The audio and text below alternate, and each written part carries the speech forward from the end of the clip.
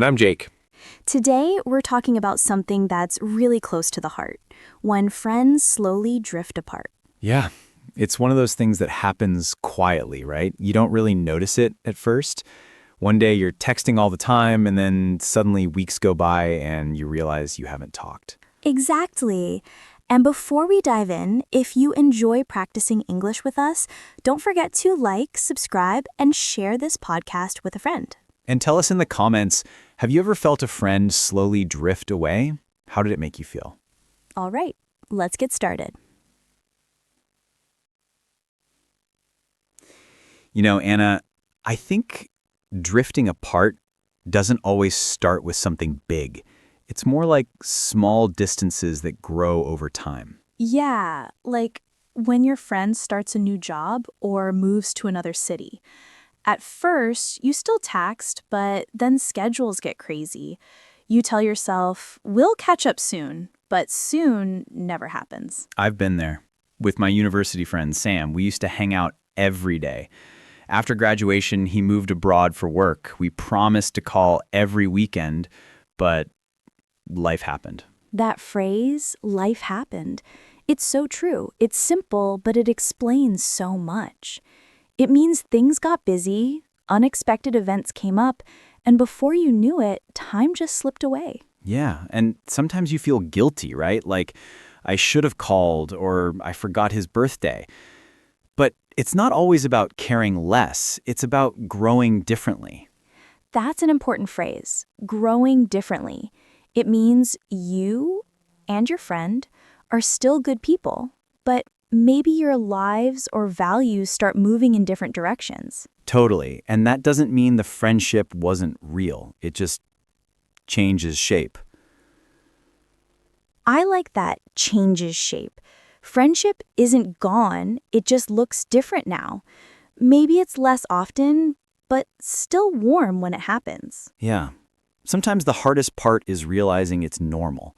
Not every friendship has to stay the same forever. True. And I think that's where the story starts, when you first feel that small distance, that quiet change. You know what really shows that distance? When you start typing a message to your friend, then delete it. Oh, yes, that moment when you want to say something, but you stop yourself. Maybe you think, it's been too long, or they're probably busy. Exactly. You end up with messages that never get sent. That phrase really describes it. It's like holding a piece of your heart in your hand, but never delivering it. I love how you put that. And it's not always about pride. Sometimes it's just fear.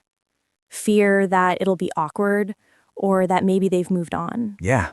I remember once I saw an old friend's Instagram story. She was celebrating her birthday with a whole new group of people. I wanted to text happy birthday, but then thought, would it be weird?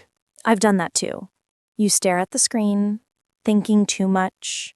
Then you decide, I'll text later. And later never comes. And that's how the distance grows. Not from fights or big arguments, but from silence. At such a deep point, silence speaks too. It can say, I miss you, or I don't know how to reach out anymore. You know, there's a useful phrase here, falling out of touch. It means you stop communicating regularly, even though you were close before. Right, like Jake and I fell out of touch after college. It doesn't mean there was drama, it just means time passed. But there's still that small hope that one day you'll reconnect. Yeah, sometimes all it takes is one message. Even a simple, hey, how have you been, can break months of silence. True. But it takes courage, doesn't it? Because reaching out means admitting you've been distant. Yeah, and that's vulnerable. But vulnerability is also beautiful. It means you still care. I guess that's what friendship really is, a cycle of connection, distance, and sometimes reconnection. And every unsent message is like a tiny reminder that something once mattered deeply. Wow. That's poetic, Anna. Maybe. But it's true. Every friendship leaves an echo, even if the messages stay in drafts. You know, Jake, sometimes drifting apart isn't anyone's fault. Life just pulls us in different directions. Yeah, totally. Like when one friend starts working full-time, another goes back to school, or someone moves to a new country. The rhythm of life changes. That phrase, the rhythm of life, I love it. It means the natural flow of how things happen day by day. And sometimes our rhythms just don't match anymore. Exactly. When I started my first job, I thought I could still hang out like before, but after long hours and commuting, I was exhausted. I'd see messages and think, I'll reply tomorrow. Then suddenly, a month passed. I can totally relate. When I moved to another city for work, my weekends were all about unpacking, getting used to new routines. I missed my friends but felt too tired to talk. It's funny, isn't it?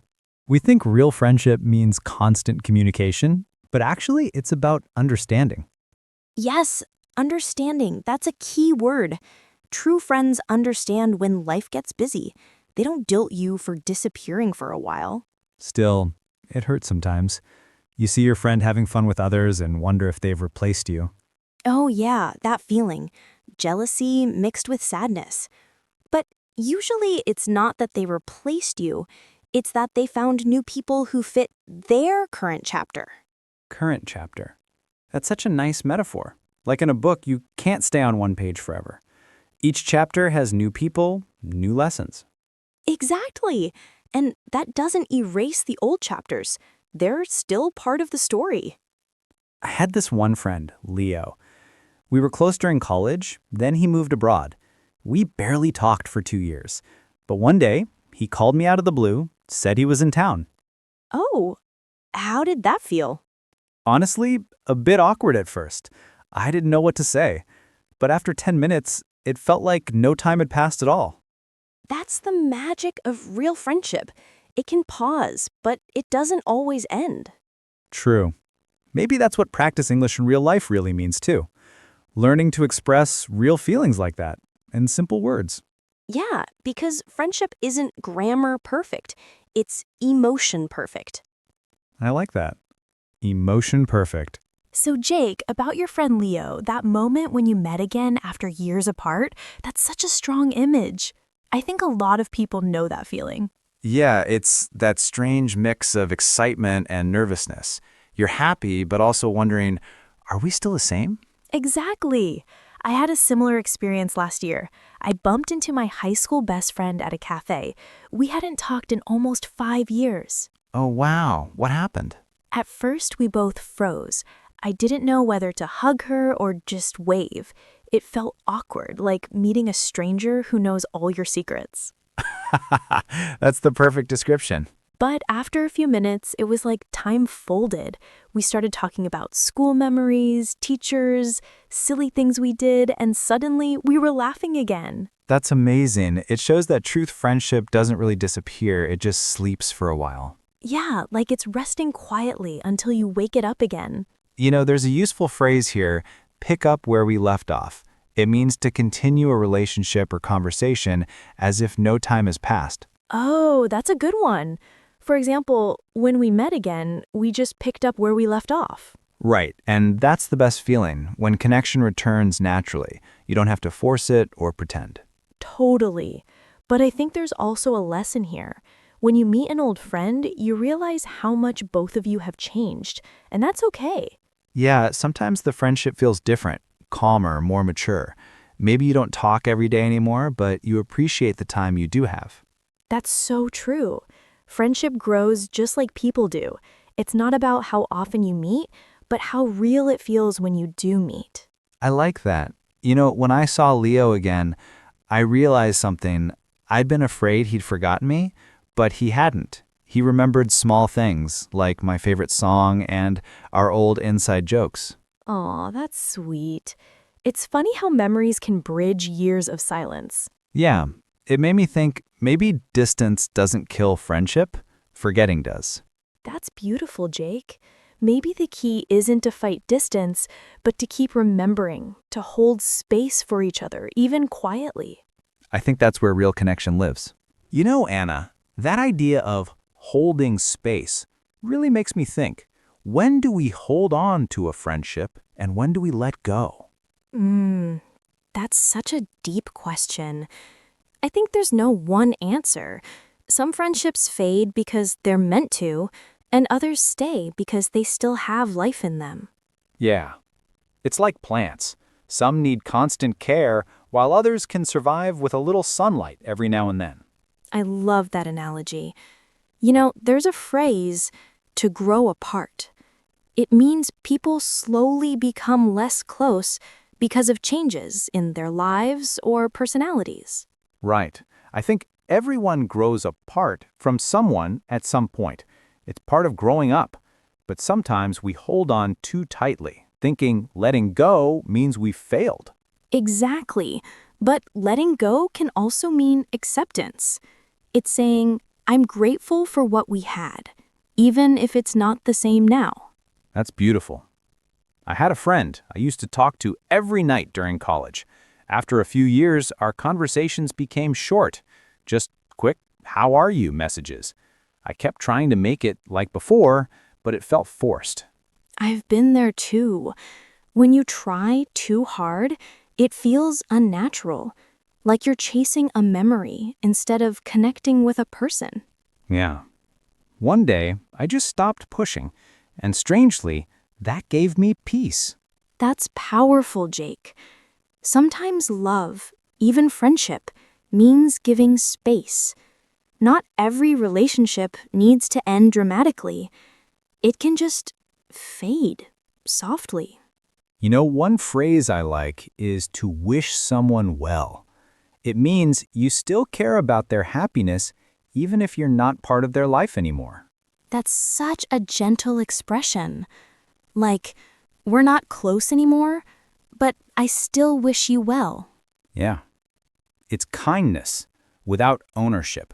And maybe that's how we know we've grown, when we can remember people with love instead of pain.